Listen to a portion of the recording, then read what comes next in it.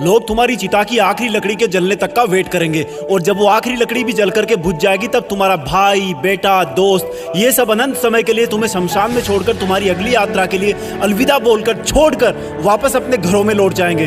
कुछ दिन तो तुम उनके बीच जिंदा रहोगे कि अच्छा इंसान था, थोड़े दिन और जी लेता, और फिर समय के भंवर में वो तुम्हें कहीं पीछे छोड़कर आगे निकल पड़ेंगे। वो तुम्हारा वापस आने का वेट नहीं करेंगे क्योंकि उनको पता होगा कि जो एक बार चला गया वो वापस नहीं आता, तो वेट करने से क्या फायदा। बस तुम्हारी कहानी यहीं पर खत्म हो जाएगी। तुम ऊपर से देखकर सोचोगे कि लोग कितने स्वार्थी थे, जब मैं उनके काम आता था तो कितने पास रहते थे। आज मैं जब दुनिया से चला गया हूँ तब भी दुनिया वैसी ही चल रही है। तुम्हें अफसोस होगा कि क्या मैं इन्हीं लोगों के लिए जन्म लेकर पृथ्वी पर गया था। तुम उनसे बहुत सवाल करना चाहोगे लेकिन लाख कोशिशों के बाद भी तुम्हारी आवाज उन तक नहीं पहुंच पाएगी।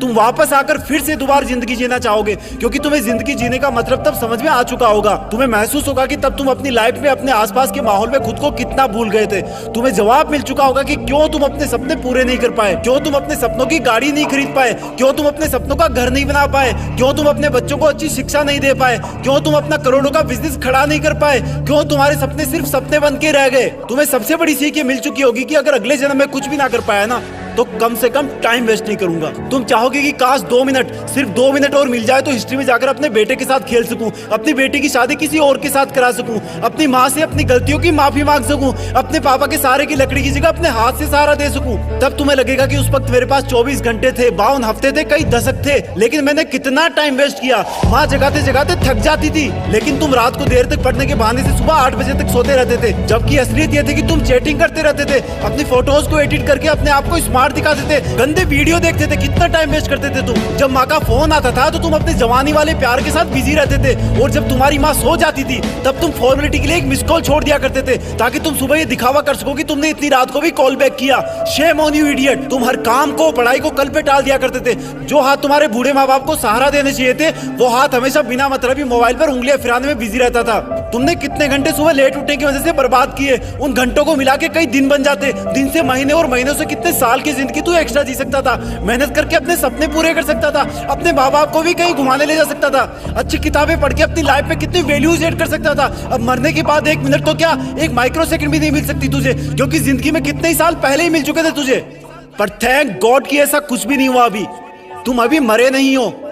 थैंक गॉड कि आज तुम थैंक गॉड बोलने के लायक इस धरती पर बचे हुए हो। तुम्हारा वक्त, तुम्हारे सपने अभी पूरे नहीं हुए हैं। तुम्हारे माँ बाप, घर वाले अब भी तुम्हारे सफल होने का वेट कर रहे हैं। तुम्हारा दिल अब भी तुम्हारे सपने पूरे होने का वेट कर रहा है। थैंक गॉड कि तुम्हारे हाथ की घड़ी अब भी तुम्हें वो दिन दिखाने का वेट कर रही है जब तुम एक हीरो की तरह लोगों के सामने खड़े होगे और लोग तुम्हारी रियल कहानियां सुनकर आंसुओं से भर जाएंगे, मोटिवेट होंगे। और उन लोगों को सबसे ज्यादा अफसोस होगा जिनने तुमको कुछ साल पहले मेहनत करने वाला ढोंगी कहा था, लेकिन फिर भी तुम्हारे मन में उनके लिए 1% भी बुरी भावना नहीं होगी। ये अलार्म कल भी बजेगा।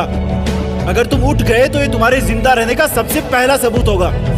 अगर तुम अलार्म बजने से भी पहले उठकर अलार्म को बंद करके अपने काम पर लग गए तो ये तुम्हारे सफल होने का सबसे बड़ा सबूत होगा। और अगर अब भी तुम डेली 12 घंटे सोओगे तो तुम्हारी आधी लाइफ तुम मरे हुए के समान जियोगे क्योंकि सोता हुआ और मरा हुआ इंसान इस दुनिया में नहीं रहता। तुम्हारा आउटपुट एब्सोल्यूट 0 रहता है। अगर तुम डेली 8 घंटे सोओगे तो तुम्हारी 1/3 लाइफ ऐसे ही खत्म हो जाएगी और अगर डेली तुम 6 घंटे सोओगे तो तुम्हारी 1/4 लाइफ ऐसे ही गुजर जाएगी। अरे कई महान लोग तो सिर्फ 4 घंटे सोया करते थे। रात को सोकर सुबह उठने का मतलब है कि हमें और मौत में 1 दिन का फासला और कम हो गया है। इससे पहले कि मौत तुम्हारे पास पहुंचे तुम अपनी मंजिल तक पहुंच जाओ। अपनी कहानी लिख दो।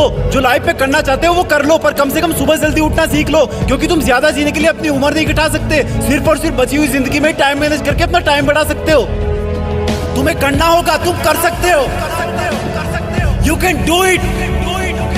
You can manage your time. तुम्हें बाद में पछताने से पहले अभी अपने टाइम को सही ढंग से यूज करना होगा। जय हिंद।